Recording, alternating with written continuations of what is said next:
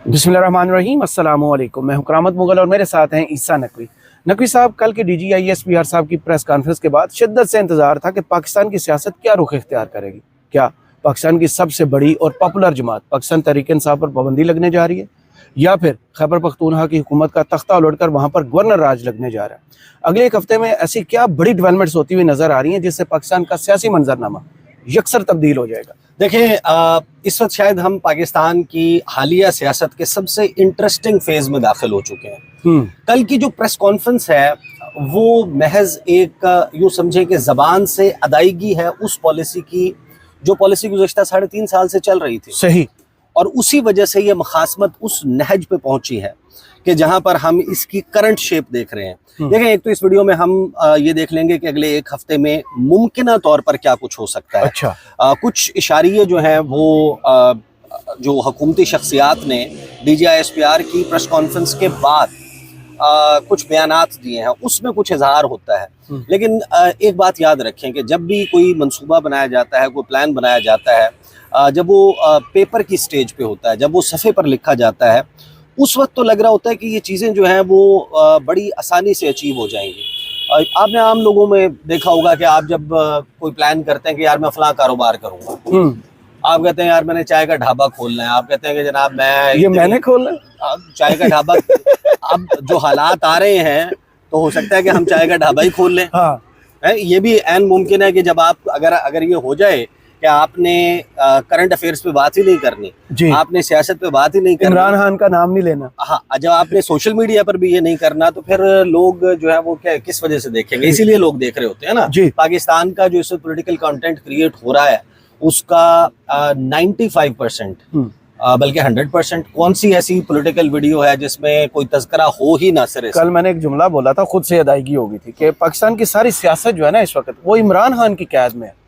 बिल्कुल, इमरान खान घूमती सारी उधर है। इमरान खान के गिर्द घूम रही है। अगर आप इमरान खान का लफ्ज माइनस कर दें तो फिर खामोशी बचती है जी। तो अगर वो स्टेज आ जाएगी तो फिर यकीनन यही करेंगे। लेकिन देखें, जब आप प्लान बना रहे होते हैं, आप कहते हैं यार अच्छा इतना खर्चा हो जाएगा, इतना बिजली का बिल आ जाएगा, इतनी जगह की कीमत होगी, इतना फलां होगा, और ऐन वक्त पे आपका कारीगर भाग जाए, चाहे आपको खुद ना बनानी आती हो, तो फिर आप क्या करेंगे? सही। तो जब पेपर की स्टेज पे प्लान होता है तो उस वक्त तो आपको बहुत सारी चीजें परफेक्ट नजर आ रही होती हैं, लेकिन जब उसकी एग्जीक्यूशन स्टेज आती है ना, उस वक्त मसाइल का पता चलता है। देखिए, कहने को जाहिर है कि पाकिस्तान में जब पाकिस्तान की मिलिट्री का स्पोक्स पर्सन बोलता है तो उसको बहुत सीरियस लिया जाता है जी, क्योंकि उसमें अंदाजा लगा सकते हैं आपके आइंदा आने वाले दिनों में क्या कुछ होने जा रहा है। फौज बोल रही है ना, इसका मतलब सीधा सा। तो और वो सबसे पावरफुल इंस्टीट्यूशन है। एक तो ये देखें, हम ऐसे बदकिस्मत वक्त में जी रहे हैं कि जहाँ पर पाकिस्तान की हिफाजत और सलामती के लिए जो सबसे अहम और ताकतवर तरीन इदारा है वो, और पाकिस्तान की सबसे मकबूल सियासी जमात आमने सामने है। और इससे ज़्यादा बुरा सिनेरियो किसी भी मुल्क के लिए नहीं हो सकता कि जहाँ पर ये दो पावरफुल एंटिटीज़ वो आमने सामने आ जाएं। लेकिन देखें, इस तमाम प्रोसेस में, गुज़श्ता 3 हफ्ते के प्रोसेस में कुछ जाने अनजाने में ऐसा हुआ है कि जो फैसला साज हैं उन्होंने बड़े बुरे तरीके से मियाँ मोहम्मद नवाज शरीफ को, 3 शरीफों को एक्सपोज कर दिया। सही। मरीम नवाज साहिबा, शहबाज शरीफ साहब और नवाज शरीफ साहब, ये तीनों जिस बुरे तरीके से एक्सपोज हुए हैं, और जो हुकूमती बयानिया है उसकी एक बोरी बंद लाश बरामद हुई है। अब देखें, जो ज़िमनी इलेक्शन हुआ, ज़िमनी इलेक्शन के बाद एक ऐसा ज़िमनी इलेक्शन जिसका बायकॉट किया था पाकिस्तान तहरीक इंसाफ ने, एक ऐसा ज़िमनी इलेक्शन जिसमें लेवल प्लेइंग फील्ड तो दूर की बात है, भाई आप अकेले ही दौड़ रहे थे। वो इलेक्शन जीतने के बाद मियां मोहम्मद नवाज शरीफ लंबे अरसे के बाद मंजर आम पर आए, उन्होंने एक तकरीर फरमाई जी। मरियम नवाज साहिबा ने और शहबाज शरीफ साहब ने बड़े ही तकब्बुर के साथ और बहुत ही इत्मीनान के साथ और बहुत ही एतमाद के साथ ये कहा कि हमारी कारकर्दगी जो है उसने अवाम को हमारी जानिब राग़िब कर दिया है। वाह। और फिर हम ये देखते हैं कि इस प्रेस कॉन्फ्रेंस और इसके मुज़मरात पर आने से पहले फिर हम ये देखते हैं कि जो फैसला साज हैं वो जाने अनजाने में उस वक्त के जो ख़ास माहौल था उसमें कुछ चीज़ों को अचीव करने के लिए इन सबको उधेड़ कर रख देते। आप देखें, आप हमें बता रहे हैं कि सारी चीज़ें ठीक हो गई, لوگ آپ کی پالیسیز کی وجہ سے, معیشت کے اڑان بھرنے کی وجہ سے, پاکستان کے پرواز کر جانے کی وجہ سے آپ کی جانب راغب ہو گئے ہیں, اور آپ کی جو پالیسیز ہیں اس پر اعتماد کا اظہار کیا عوام نے, وہ جو 5% یا اور ایکسیپٹنس شاید عوام میں ہوگی. ہاں, اب مجھے ایک بات بتائیں, ان 3 ہفتوں میں ہمیں یہ پتا چلا ہے کہ جو اسپیشل انویسٹمنٹ فیسیلیٹیشن کاؤنسل بنائی گئی, جس نے اس ملک میں سرمایہ کاری لے کر آنی ہے, جو اس وقت آپ کو ان کے جو کوآرڈینیٹر ہیں, ایک لیفٹیننٹ جنرل کے منہ سے یہ پتا چلتا ہے کہ یہ پالیسیز, یہ جو ابھی یہ فرمایا گیا ہے, یہ سارا کچھ یہ ڈزنٹ ایگزسٹ. آپ کو اسی وقت کے دوران یہ پتا چلتا ہے کہ ملک میں جو بے روزگاری کی شرح ہے وہ کہاں پہنچ چکی ہے, 21 سال کی بلند ترین سطح پر. پھر آپ کو یہ پتا چلتا ہے کہ یہ جو سال ہے, سال 2025-26, اس میں ابھی تک جو پہلا فرسٹ کوارٹر کے نتائج آئے, پھر اکتوبر کا مہینہ, نومبر کا مہینہ, اس کے جو اعداد و شمار آئے ہیں, اس سے آپ کو پتہ چلتا ہے کہ گزشتہ سال کے مقابلے میں, یعنی کہ جب شہباز شریف سال 2025 کا مقابلہ شہباز شریف 2024 سے کیا گیا, وہ اس سے بھی ہار گئے, اور قرضے بلند ترین سطح پر لیے. آج ہی رپورٹ آئی, بلند ترین سطح پر قرضے پہنچ گئے ہیں. آپ کی انویسٹمنٹ کم ترین سطح کے اوپر ہے. آپ کی ایکسپورٹس کے جو فگر آئے ہیں وہ کتنے گر چکے ہیں. جو یہاں پہ سرمایہ تھا انٹرنیشنل کمپنیز وہ نکال کے لے کے جا رہی ہیں. ہمارا اپنا جو کاروباری طبقہ ہے وہ یو اے ای اور دوسری ملکوں میں جو قائد انقلاب میاں محمد نواز شریف ہیں, وہ کس برے طریقے سے اس سارے معاملے میں ایکسپوز ہوئے ہیں. آپ اندازہ لگا لیں کہ اس پریس کانفرنس کے ہونے یا نہ ہونے سے 26ویں آئینی ترمیم, پھر 27ویں آئینی ترمیم یا 28ویں آئینی ترمیم بھی ہو جائے, کیا پاکستان کی ٹیکس کلیکشنز میں 1 ٹریلین روپیز کا اضافہ ہونے جا رہا ہے؟ کیا دنیا بھر میں جو انویسٹرز ہیں وہ اپنے ڈالر سے بھرے ہوئے بیگ اٹھا کے پاکستان کا رخ کر رہے ہیں؟ پاکستان کا جو اس وقت داخلی سیاسی مسئلہ ہے وہ اب جس شدت پہ جانے والا ہے, آپ اندازہ لگا لینا. دیکھیں, آپ کہنے کو یہ نعرہ بڑا اچھا ہے, ہم سب چاہتے ہیں کہ اس ملک میں جو ہے وہ ہمارا روزگار اس سے وابستہ ہے, ہماری لائیولیہوڈ اس سے وابستہ ہے, ہمارے آنے والی نسلوں کی زندگی اس سے وابستہ ہے, یہ ہمارا وطن ہے. اگر یہ یہاں پر حکمرانوں کی جو ترجیح ہے وہ اس قسم کی ہے کہ دیکھیں, جب بھی دنیا میں کوئی انویسٹر بیٹھا ہوگا کسی بھی ملک میں, کوئی بھی بزنس کرنے کے لیے آتا ہے, وہ کیا اپنا منافع دیکھ کے آتا ہے؟ وہ ویلفیئر پروجیکٹ کے لیے تو نہیں آ رہا, یہاں فلاح و بہبود کا کام کرنے کے لیے تو نہیں کوئی جرمنی سے آئے گا, یورپ سے کوئی نہیں آئے گا. وہ انویسٹ کر کے پروفٹ لینے کے لیے آئے گا. وہ آنے سے پہلے فچ کی, کریڈنڈو کی ریٹنگز دیکھتے ہیں کہ اس ملک میں بزنس کرنا کیا ہمارے لیے فائدہ مند ثابت ہوگا, کیا یہاں پر کاسٹ آف ڈوئنگ بزنس جو ہے, یہاں کی جو انشورنس ہے وہ ہمیں کتنی پے کرنی پڑے گی, جو ہم کما لیں گے کیا اس دوران ان کا روپی سلائیڈ کر کے ایسی پوزیشن پر تو نہیں پہنچ جائے گا کہ باوجود اس کے کہ ہم اربوں روپے کما لیں, لیکن جب ہم اس کو ڈالر میں واپس کنورٹ کریں تو ہم وہیں پر کھڑے ہوں جتنی انویسٹمنٹ ہم لے کر آئے تھے, یا ہم اس سے بھی نیچے جا چکے ہیں. اور پھر کیا ہمیں ہمارے اثاثوں کو قومیات تو نہیں لیا جائے گا, فائنینشیل ایمرجنسی تو نہیں لگ جائے گی؟ جو اعداد و شمار اس 3 ہفتے کی سیاسی لڑائی میں ہمارے سامنے آئے ہیں, کسی نے جو بھی آبجیکٹیو اچیو کرنا تھا اس نے شریف خاندان کو تو ادھیڑ کے رکھ دیا. وہ جو تینوں شخصیات نے بیٹھ کر اتنے بڑے بڑے سبز باغ دکھائے تھے تو وہ تو ایکسپوز ہو گئے. اب آ جائیں اب اس معاملے پہ. دیکھیں, جو D G S P R صاحب کی پریس کانفرنس ہے وہ صرف اظہار ہے ان تمام چیزوں کا جو اس سے پہلے انسپوکن تھی, جی وہ ایگزسٹ کرتی تھی. کیا پاکستان تحریک انصاف سیکیورٹی ذرائع سے سیدھا سیکیورٹی آ گئی, اب یعنی ترجمہ, ہاں سب سے فرق یہ ہوا ہے. ہاں, سب سے پہلے تو آپ یہ دیکھ لیں نا کہ دیکھیں پاکستان تحریک انصاف پہ پابندی لگنے کی بات, جی اب پابندی نہیں ہے کیا تحریک انصاف؟ اس وقت پابندی ہے. تحریک انصاف کے کتنے, پی ٹی آئی کے کتنے اس وقت ممبرز ہیں قومی اسمبلی میں؟ کوئی بھی نہیں ہے. پی ٹی آئی کے کتنے ممبرز ہیں خیبر پختونخوا اسمبلی میں؟ زیرو. انڈیپینڈنٹ ہے. تو کیا پابندی لگنے سے کیا فرق پڑ جائے گا؟ پہلی بات. دوسری بات یہ کہ خیبر پختونخوا کے حوالے سے جو محمد مالک صاحب کا سوال تھا نا کہ آپ نے کہا کہ دہشت گرد نہیں, آپ نے جو کہا کہ یہ ملکی سلامتی کے لیے خطرہ ہے, تھریٹ ہے, تو کیا اس کی بنیاد کے اوپر تحریک انصاف پہ پابندی لگنے جا رہی ہے؟ تو انہوں نے کہا کہ نہیں, یہ ہم نے نہیں کرنا, ہم نے اپنا مطمع نظر سامنے رکھ دیا, اب حکومت اور ریاست نے اس کے اوپر ایکشن لینا. ہم اس بات کو فرض کر لیتے ہیں کہ اس بنیاد کے اوپر تحریک انصاف پہ پابندی جس کا اندیا دیا طلال چودھری نے بھی اپنی گفتگو میں, اور کچھ جو اس سے پہلے متعدد بار تارڑ صاحب بول چکے ہیں, اب مجموعی طور پہ فیصل وافڈا, رانا ثناء اللہ, خواجہ آصف, عطا تارڑ اور طلال چودھری, ان 5 لوگوں کی گفتگو ملا کر دیکھیں تو یہ قوی امکان موجود ہے کہ تحریک انصاف پر پابندی کا موو بھی سامنے آ سکتی ہے اور خیبر پختونخوا میں گورنر راج کا معاملہ بھی آ سکتا ہے. لیکن آپ خود سے یہ سوال کریں, یہ تو وہ بات ہے نا جو وہ پلان ہے جو پیپر پہ موجود ہے, آپ اس کی ایگزیکیوشن ذرا ذہن میں لائیں.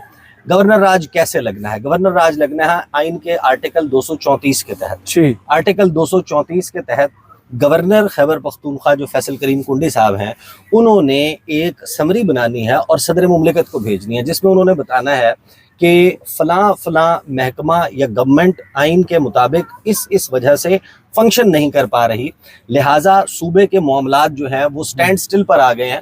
یہ سچویشن متقاضی ہے کہ ایک out of the box solution سوچا جائے. صدر مملکت اس پر کنونس ہو جاتے ہیں. صدر مملکت کہتے ہیں کہ ہاں یہ جو سمری بھیجی گئی ہے اس کے کانٹینٹس بالکل درست ہیں, لہٰذا گورنر رول امپوز کیا جاتا ہے خیبر پختونخوا میں.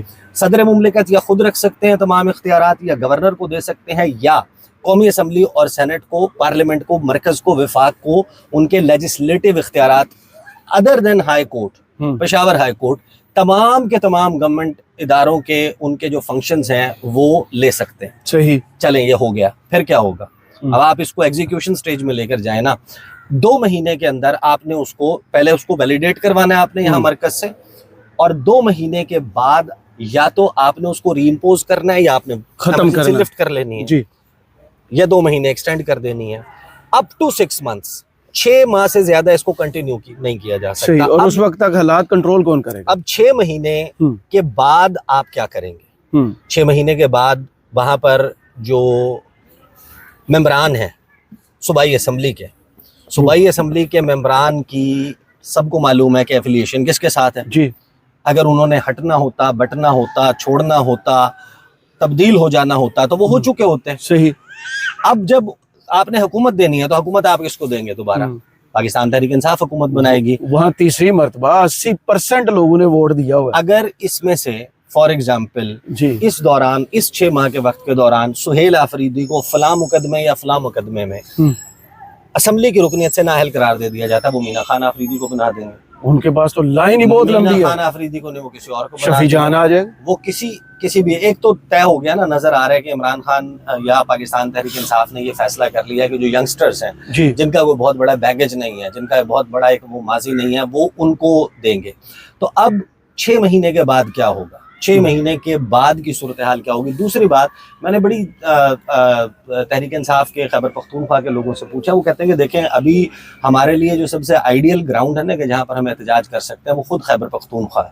خیبر پختونخوا میں کیوں احتجاج نہیں ہوتا؟ کیونکہ وہاں پر ہماری اپنی حکومت ہے, اور اس وقت موبلائز کر کے لوگوں کو سردی کے اس موسم میں, خاص طور پر جو 25 مئی, پھر اس کے بعد 9 مئی, پھر اس کے بعد 4 اکتوبر, 26 نومبر, یہ وہ واقعات ہیں جس کے بعد اس قسم کی ایکسرسائز کو سر انجام دینا ایک بہت مشکل ٹاسک ہے. پھر اس کے لیے گاڑیوں کا ارینج کرنا, اس کے لیے لاجسٹکس کا ارینج کرنا, لوگوں کے کھانے پینے کا ارینج کرنا, ان کی سیفٹی سیکیورٹی کا بندوبست کرنا, بہت ساری چیزیں ہیں جن کو فگر ان کرنا پڑتا ہے. اگر یہ سب کچھ نہ کرنا پڑے اور خیبر پختونخوا میں ہی ہماری حکومت ختم ہو جائے اور یہاں کی حکومت ہی مرکز کی وہ نمائندہ حکومت بن جائے, یعنی کہ فیصل کریم کنڈی کے پاس اختیار آ جائے اور چیزیں چل رہی ہیں, یا گورنر نیا بھی کوئی آ جائے, تو ہمارے لیے تو وہی پھر سب سے بڑے جو ہے وہ ہے کہ جن کے خلاف ہم نے احتجاج کرنا ہے, تو ہمارے لیے تو بہت آسان ہو جائے گا کہ ادھر ہمیں باہر ہی نکلنا, ادھر ہی احتجاج کریں. اچھا, اب دوسری پروپوزیشن پر آ جائیں کہ ان تمام ڈیولپمنٹس کے نتیجے میں آپ نے تحریک انصاف کو بین کرنا ہے. لیکن تحریک لبیک بین ہوئی ہے, ایک سیاسی جماعت ہے, مذہبی سیاسی جماعت, جس کو بین کر دیا گیا.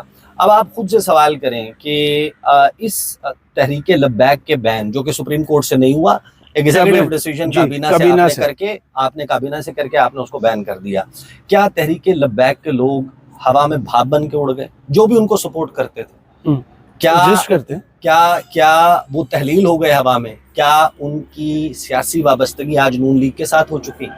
وہ متنفر ہو چکے. کیا ان کی سیاسی وابستگی, کیا انہوں نے پاکستان پیپلز پارٹی میں شمولیت اختیار کر لی؟ کیا وہ مولانا فضل الرحمان کے ساتھ ہاتھ ملا چکے؟ کیا وہ ایم کیو ایم کا وجود پنجاب میں لے کر آنے لگے ہیں؟ اگر وہ 3rd بگیسٹ پولیٹیکل فورس تھے اس پروونس میں, کہ number 1 was Pakistan Tehreek Insaf, number 2 was PMLN, number 3 was TLP, تو اگر ان کے اپنی جماعت کے کینڈیڈیٹس آئندہ الیکشن میں نہیں لڑ رہے ہوں گے تو کیا ہوگا؟ وہ لوگ جو بندہ نکلے گا ووٹ ڈالنے کے لیے مظلوم کے ساتھ جائے، وہ اس کو ووٹ دے گا جو اپوزیشن میں ہوگا اس جماعت کے جس نے اس کو بین کیا ہے۔ جی اب یہی سچویشن آپ خیبر پختونخوا پر لے جائیں کہ آپ پاکستان تحریک انصاف کو بحیثیت پارٹی بین کر دیتے ہیں، ختم کر دیتے ہیں، کیا وہ لوگ مسلم لیگ نون کو جوائن کر لیں گے؟ ممکن ہی نہیں ہے۔ کیا امیر مقام صاحب کے پیچھے وہ لگ جائیں گے؟ کیا وہ وہاں پر فیصل کریم کنڈی صاحب کے فین فالوئنگ میں اضافہ ہوگا اس سے؟ کیا مولانا فضل الرحمان کو جوائن کر لیں گے؟ کیا وہ پرویز خٹک صاحب کو جوائن کر لیں گے؟ وہ ایم ایل ولی خان کے پاس جا کر ان کے نعرے لگانے لگیں گے؟ یہ بات میں نے پوچھی تھی جب ملاقات ہوئی گزشتہ دنوں کے پی ہاؤس میں سہیل آفریدی صاحب سے اور تحریک انصاف کے دیگر لوگوں سے، شاید خٹک بھی وہاں پر موجود تھے، تو میں نے ان سے ایگزیکٹلی یہی سوال کیا تھا کہ اگر گورنر راج لگ جاتا ہے، آپ کی حکومت کا خاتمہ ہوتا ہے یا آپ کو ہٹا دیا جاتا ہے عہدے سے، آپ کو ڈسکوالیفائی کر دیا جاتا ہے، کیونکہ اس وقت الیکشن کمیشن والا معاملہ بھی چل رہا تھا، تو اس کے اوپر سہیل آفریدی اور شاہد خٹک نے ایگزیکٹ جو جواب دیا تھا نا، کوٹ ان کوٹ، وہ یہ تھا کہ سب سے پہلے تو یہ کہ جو 9 اپریل 2022 کو عمران خان کے ڈی سیٹ ہونے کے بعد پورے پاکستان میں ریئیکشن آیا تھا نا، اس سے 3 گنا زیادہ ریئیکشن آئے گا۔ اچھا، کیونکہ یہ بھی عمران خان کی حکومت ہے اور لوگ اس کے ساتھ جڑے ہوئے ہیں، اور اب اس پریس کانفرنس کے بعد تو ویسے ہی لوگ زیادہ جڑ گئے، تو وہاں پر جو ہے وہ ایک تو کے پی میں ریئیکشن انہوں نے کہا کہ بہت زیادہ آئے گا، دوسرا انہوں نے کہا کہ ہم یہ سسپیکٹ کر رہے ہیں، ہمیں خدشہ ہے کہ یہ ریئیکشن وائلنٹ بھی ہو سکتا ہے۔ نمبر 2 انہوں نے کہا کہ دیکھیں ہو تو کچھ بھی سکتا ہے، بین کرنا ہو پارٹی کو، یہ اس وقت بات ہوئی تھی، حالانکہ اس وقت تک یہ چیزیں یہ پریس کانفرنس نہیں ہوئی تھی یہ ساری چیزیں۔ تو میں نے بین کے حوالے سے بھی سوال کیا کہ پاکستان تحریک انصاف کو بین کر دیا جاتا ہے، لڑائی تو آپ کی اسی شدت کی ہے، نہ آپ اپنی پوزیشن سے بچ ہو رہے ہیں، نہ ادھر سے کوئی چیز جو ہے وہ تبدیل ہو رہی ہے، سب اپنے اپنے پوزیشنز لے کر کھڑے ہیں، تو چیزیں تو تبدیل نہیں ہو رہی۔ اگر بین کر دیں، دیکھیں وہ کہتے ہیں کہ جو کچھ گزشتہ 3 ساڑھے 3 سال میں، 4 سال میں، 5 سال میں پاکستان کے آئین کے ساتھ ہو چکا ہے، پاکستان کے قانون کے ساتھ، یعنی آئین میں لکھا ہوا ہے کہ 90 دن میں انتخابات کرانے، تو نہیں ہوئے، کسی کی پکڑ بھی نہیں ہوئی، عدالتیں سرکش تھیں، عدالتیں جو ہیں ان سے پرابلم تھا، عدالتوں کا حلیہ تبدیل کر دیا، میڈیا کو لگام ڈالنے کے لیے پیکا آ گیا، سوشل میڈیا کو مین سٹریم میڈیا تو ویسے ہی جو ہے وہ دام میں تھا، سوشل میڈیا کے لیے پیکا آ گیا، باقی ساری چیزیں کر دی۔